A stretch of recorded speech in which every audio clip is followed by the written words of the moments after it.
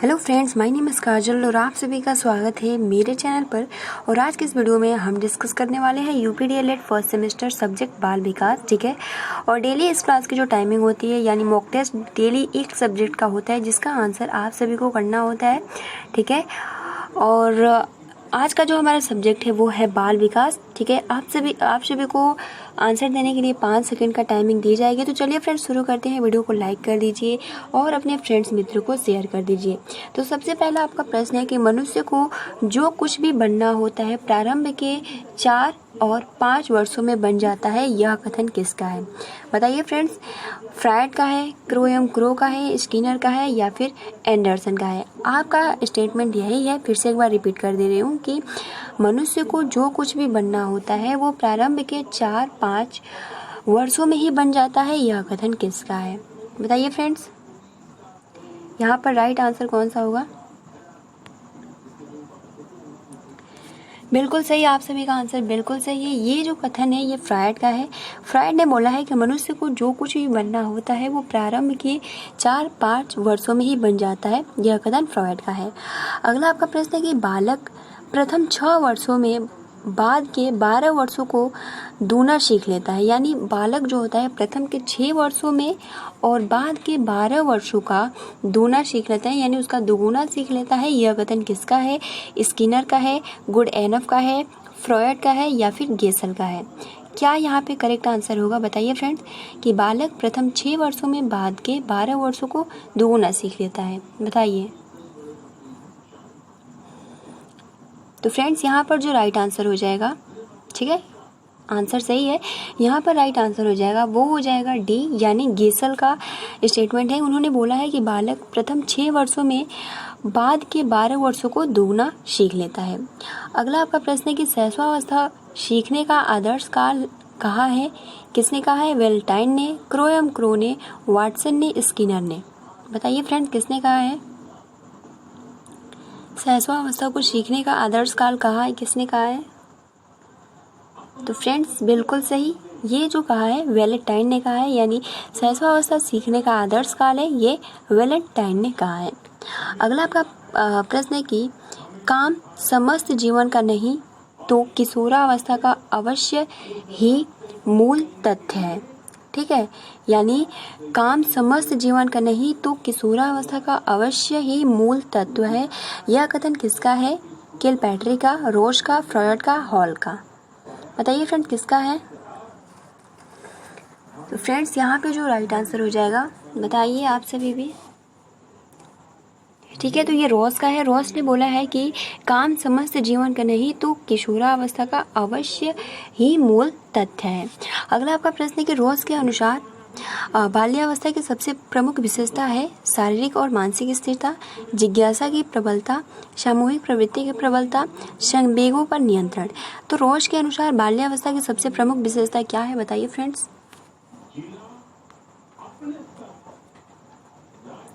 बताइए यहाँ पे कौन सा करेक्ट आंसर होगा? बिल्कुल सही, यहाँ पे आप सभी का आंसर बिल्कुल सही है। यहाँ पर जो आंसर हो जाएगा वो हो जाएगा अ, यानी रोज के अनुसार बाल्यावस्था की सबसे प्रमुख विशेषता है वो है शारीरिक और मानसिक स्थिरता। अगला आपका प्रश्न है कि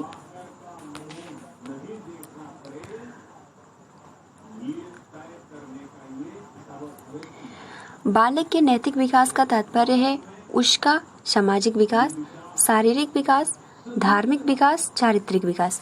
यह कथन किसका यह मतलब इसका क्या तात्पर्य है? बालक के नैतिक विकास का तात्पर्य है उसका, बताइए क्या यहाँ पे होगा?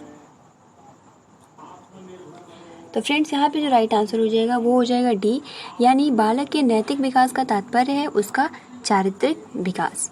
अगला आपका प्रश्न है कि किशोरावस्था को किस विद्वान ने उथल पुथल की अवस्था कहा है? किसने कहा है?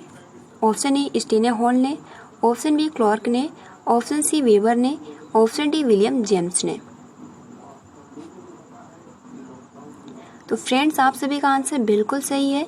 यहाँ किशोरावस्था को किस विद्वान ने उथल पुथल की अवस्था कहा है? तो स्टीनेहॉल ने किशोरावस्था को उथल पुथल की अवस्था कहा है। अगला आपका प्रश्न है कि एक ऐसी मानसिक प्रक्रिया जिसमें बालक व्यक्ति किसी नई परिस्थिति परिस्थिति का सामना करने अथवा किसी समस्या का समाधान करने में अपने पूर्व अनुभव का प्रयोग करता है कहलाता है कल्पना, आत्मसातन, समंजन, चिंतन। क्या यहाँ पे राइट होगा बताइए फ्रेंड्स। तो फ्रेंड्स यहाँ हो जाएगा चिंतन, यानी चिंतन का जो परिभाषा होता है कि एक ऐसी मानसिक प्रक्रिया जिसमें बालक या व्यक्ति किसी नई परिस्थिति का सामना करने अथवा किसी समस्या का समाधान करने में अपने पूर्व अनुभव का प्रयोग करते हैं, उसे हम चिंतन कहते हैं। अगला आपका प्रश्न है कि वॉटसन ने प्राथमिक संवेग के सिद्धांत के अंतर्गत शिशुओं के भीतर जन्म से ही विद्यमान कितने संवेग को बताया है? 4, 6, 5, 3। तो बताइए फ्रेंड्स यहाँ पे करेक्ट आंसर कौन सा होगा। ठीक है, मैं ऐसे सॉर्ट नहीं कर रही हूँ क्योंकि आंसर दिखने लगेगा फिर कोई मॉक टेस्ट का मतलब नहीं रह जाएगा। ठीक है, इसलिए इसको जूम की हूँ। बताइए फ्रेंड्स ये किसने कहा है कि वॉटसन ने कहा है कि प्राथमिक संवेग के सिद्धांत के अंतर्गत शिशुओं के भीतर जन्म से ही विद्यमान कितने संवेग को बताया है? 4, 6, 5, 3। बिल्कुल सही, 3। ठीक है, यहाँ पे 9 का आंसर डी हो जाएगा। अगला आपका प्रश्न है कि संवेग व्यक्ति की उत्तेजित अवस्था है, यह कथन किसका है? रोस ने दिया है, जुंग ने या फिर यंग ने दिया है, वुडवर्थ का या फिर स्किनर का। यह कथन किसका है कि संवेग व्यक्ति की उत्तेजित अवस्था है? बताइए फ्रेंड्स।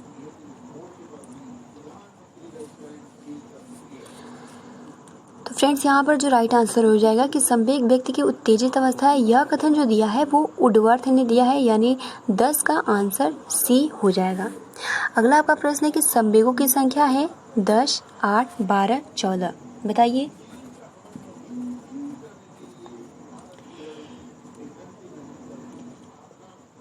तो फ्रेंड्स संवेगों की संख्या है, वैसे तो वाटसन ने 3 बताया था सहस्वावस्था में, लेकिन यह पूरा पूछ रहा है कि संवेगों की संख्या है वो हो जाएगा 14। अगला आपका प्रश्न है कि चरित्र आदतों का पुंज है, ये कथन किसका है? डम्बिल का, क्रो का, इस्माइल का, रोश का। चरित्र आदतों का पुंज है, यह कथन किसका है? बताइए फ्रेंड्स। तो फ्रेंड्स इसका जो राइट आंसर हो जाएगा वो हो जाएगा सी, इस्माइल का कथन है कि चरित्र आदतों का पुंज है। अगला आपका प्रश्न है कि बालक के आत्म केंद्रित व्यवहार का आरंभ उसकी निम्नलिखित अवस्था में होता है? शैशवावस्था में, बाल्यावस्था में, किशोरावस्था में, प्रौढ़ावस्था में। हमने बहुत ही अच्छे से डिस्कस किया था फ्रेंड्स। बालक के आत्म केंद्रित यानी वो आत्म केंद्रित रहता है। ठीक है, व्यवहार का आरंभ उसकी निम्नलिखित अवस्था में होती है। किस में होती है बताइए फ्रेंड्स। तो हमने डिस्कस किया था, आप सभी का आंसर बिल्कुल सही है, शैशवावस्था। क्यों? क्योंकि वो केवल और केवल अपने बारे में सोचता है, आत्म केंद्र के बारे में सोचता है। ठीक है, तो ये आपका आत्म केंद्र जो होता है वो होता है, जो बच्चा होता है वो शैशवावस्था में होता है, इसलिए यहाँ 13 का आंसर अ हो जाएगा, शैशवावस्था। अगला आपका प्रश्न है कि मूल प्रवृत्तियों की संख्या होती है 5, 8, 10, 14। बताइए फ्रेंड्स मूल प्रवृत्तियों की संख्या कितनी होती है? मूल प्रवृत्ति आप सभी को पता है कौन कौन सा, जैसे हमारा संवेग आ जाता है वही आपका मूल प्रवृत्ति हो जाता है। हंसना, गाना, रोना, ठीक है, चिल्लाना, गुस्सा होना, प्रेम भाव, भय, डर भाव, ये सभी क्या है? एक मूल प्रवृत्ति है। तो इसकी संख्या कितनी है बताइए आप सभी। तो फ्रेंड्स यहाँ पर आप सभी का आंसर हो जाएगा 14, यानी मूल प्रवृत्तियों की संख्या होती है 14। ठीक है, 14 का डी हो जाएगा। अगला आपका प्रश्न है कि संवेग सभी प्रकार के विकास की रीढ़ है, यह कथन किसका है? पावलोव का, स्किनर का, मैकडूगल का या गेरट का। संवेग सभी प्रकार के विकास की रीढ़ है, यह कथन किसका है? बताइए फ्रेंड्स।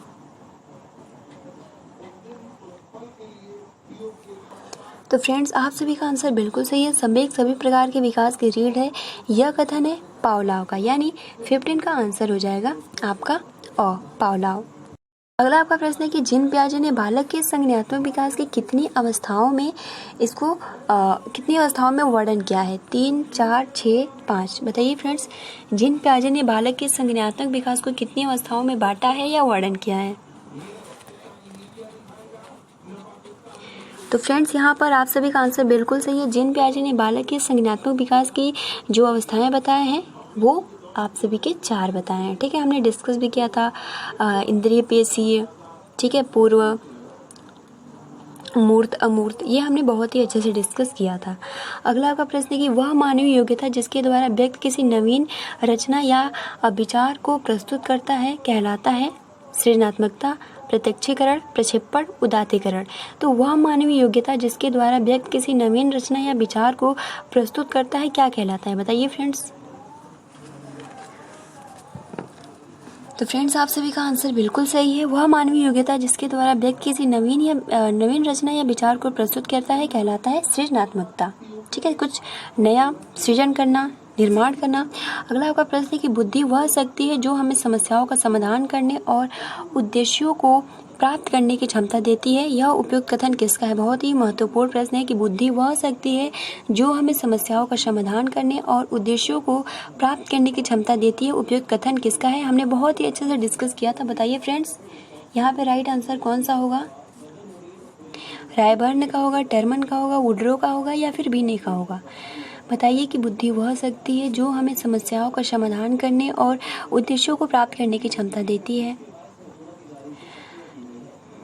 बिल्कुल सही, यहाँ पे हो जाएगा ऑप्शन नंबर सी, यानी वुडरो ने ये स्टेटमेंट दिया है कि बुद्धि वह शक्ति है जो हमें समस्याओं का समाधान करने, उद्देश्यों को प्राप्ति करने की क्षमता देती है। उपयुक्त कथन है वुडरो का।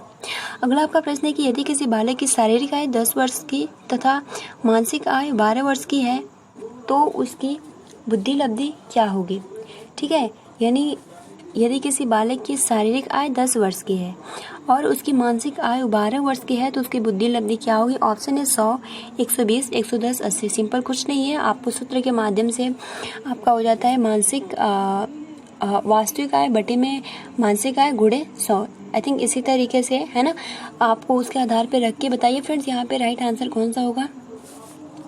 100 होगा, 120 होगा, 110 होगा, 80 होगा? बताइए। तो फ्रेंड्स यदि किसी बालक की शारीरिक आयु 10 वर्ष की है और मानसिक आयु 12 वर्ष की है तो उसकी बुद्धि लब्धि होगी 120, यानी बी करेक्ट आंसर होगा। अगला आपका प्रश्न है कि प्रथम मनोवैज्ञानिक प्रयोगशाला की स्थापना किसने की थी?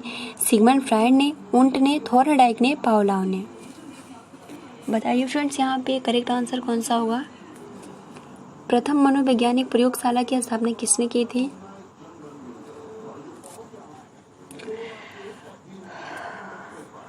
तो फ्रेंड्स आप सभी का आंसर बिल्कुल सही है। ठीक है, प्रथम मनोवैज्ञानिक प्रयोगशाला की स्थापना की थी उंट ने। अगला आपका प्रश्न है कि बुद्धि के द्विकारक सिद्धांत का प्रतिपादन किसने किया है? गेर्ट्समैन ने, बैकमैन ने, स्पीयरमैन ने, गिलफोर्ड ने? बताइए बुद्धि के द्विकारक सिद्धांत या बहुकारक सिद्धांत, ठीक है, किसने प्रतिपादन किया है द्विकारक सिद्धांत का प्रतिपादन? तो फ्रेंड्स आप सभी का आंसर बिल्कुल सही है। बुद्धि के द्विकारक सिद्धांत का प्रतिपादन क्या है? वो क्या है? स्पीयरमैन ने। ठीक है, 21 का ऑप्शन नंबर सी करेक्ट हो जाएगा। अगला आपका प्रश्न है कि निम्नलिखित में से कौन सा परीक्षण व्यक्तित्व का मापन करता है? भाटिया बैटरी परीक्षण, TAT, स्टेनफोर्ड बीने परीक्षण, कूडर प्राथमिकता प्रपत्र? तो बताइए यहाँ पे करेक्ट आंसर कौन सा होगा? निम्नलिखित में से कौन सा परीक्षण व्यक्तित्व का मापन करता है? भाटिया बैटरी करता है या फिर TAT करता है या फिर स्टेनफोर्ड बीने परीक्षण करता है या फिर कूडर प्राथमिकता प्रपत्र करता है? तो फ्रेंड्स आप सभी का आंसर बिल्कुल सही है। यहाँ पे हो जाएगा ऑप्शन नंबर बी, यानी निम्नलिखित में से जो आपका TAT है वो जो TAT परीक्षण है व्यक्तित्व का मापन करता है। अगला आपका 23 प्रश्न है कि व्यक्तित्व व्यक्ति में उन मनोशारीरिक अवस्थाओं का गतिशील संगठन है, ठीक है, गतिशील संगठन है जो उसके पर्यावरण के साथ अद्वितीय सामंजस्य निर्धारित करता है। विगरहर्ट का, ड्रेवर का, गार्डन, ऑलपोर्ट का, रोज का? बताइए यहाँ पे करेक्ट आंसर कौन सा होगा कि व्यक्तित्व व्यक्ति में उन मनोशारीरिक अवस्थाओं का गतिशील संगठन है जो उसके पर्यावरण के साथ अद्वितीय सामंजस्य निर्धारित करता है। किसका कथन है? विगरहर्ट का, ड्रेवर का, गार्डन, ऑलपोर्ट का या फिर रोज का? तो फ्रेंड्स यहाँ पे जो राइट आंसर हो जाएगा वो हो जाएगा ऑलपोर्ट, यानी ऑलपोर्ट का कथन है कि व्यक्तित्व व्यक्ति में उन मनोशारीरिक अवस्थाओं का गतिशील संगठन है उसके पर्यावरण के साथ अद्वितीय सामंजस्य निर्धारित करता है। यहाँ पे 100 करेक्ट हो जाएगा।